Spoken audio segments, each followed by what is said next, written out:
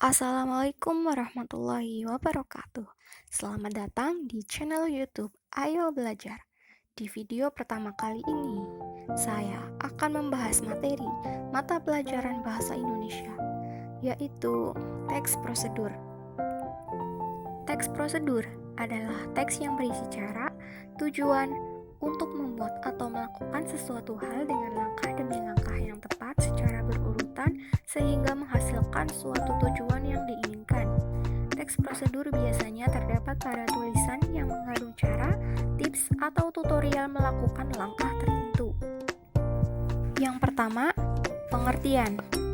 Teks prosedur adalah teks yang berisi langkah-langkah yang harus ditempuh untuk mencapai tujuan yang diinginkan dan terdapat penjelasan atau keterangan dalam langkah tersebut. Yang kedua, tujuan.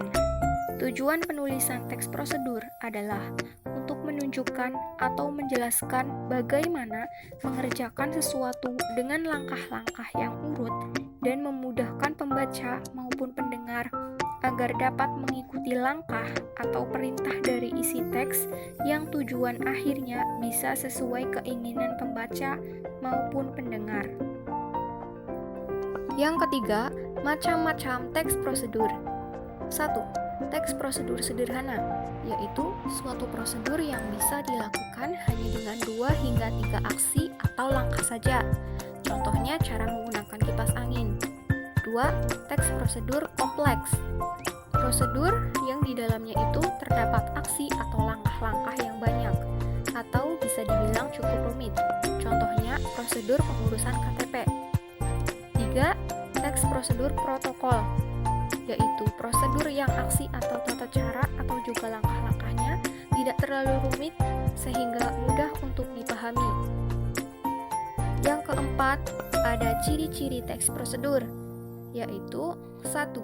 Berisikan langkah-langkah. 2. Disusun secara informatif. 3. Dijelaskan secara mendetail. 4. Bersifat objektif. 5. Langkah berkelanjutan dengan penjelasan. 6. Menggunakan syarat atau pilihan. 7. Bersifat universal.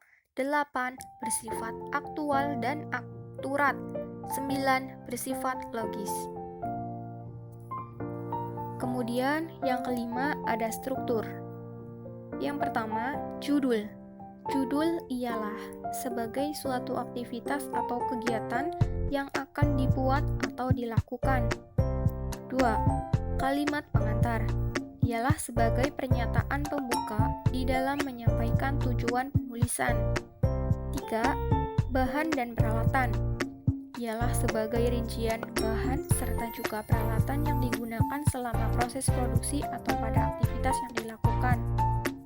4. Tahapan atau langkah-langkah merupakan tahapan atau tata cara atau proses yang dilakukan sesuai teks prosedur. Tahapan ini harus dilakukan dengan secara berurutan dari awal hingga akhir, tidak boleh ada yang terlupa atau tertukar. Dan yang keenam, kaidah kebahasaan teks prosedur. 1. Konjungsi temporal, misalnya selanjutnya, berikutnya, kemudian, lalu, dan setelah itu. 2. Kata kerja imperatif atau kata perintah. 3. Verba material dan tingkah laku. Verba material merupakan sesuatu yang mengacu pada tindakan fisik seperti potong ikan, haluskan bumbu, dan lain-lain. Verba tingkah laku merupakan tindakan yang dilakukan dengan ungkapan. 4. Partisipan manusia merupakan semua manusia yang ikut serta dalam teks prosedur tersebut. 5. Terdapat bilangan sebagai penanda urutan. 6. Terdapat kalimat interrogatif atau kalimat yang berisikan pertanyaan. 7. Terdapat kalimat deklaratif. Ini adalah contoh teks prosedur sederhana. Judulnya, cara membuat telur ceplok. Kalimat pengantarnya, telur ceplok atau telur mata sapi adalah makanan favorit banyak orang. Disebut telur mata sapi karena bentuknya seperti mata dengan kuning telurnya masih utuh di tengah. Beginilah cara sederhana membuat telur ceplok sendiri di rumah. Alat dan bahannya, 1. Telur, 2. Minyak, 3. Penggorengan. Cara kerja atau langkah-langkahnya adalah 1. Panaskan minyak dalam penggorengan. 2. Pecahkan telur di atas penggorengan dan beri sedikit garam. 3. Balik telur hingga kedua sisi matang dan siap dihidangkan. Cukup sekian, semoga bermanfaat. Jangan lupa like, comment, share, dan subscribe. Wassalamualaikum warahmatullahi wabarakatuh.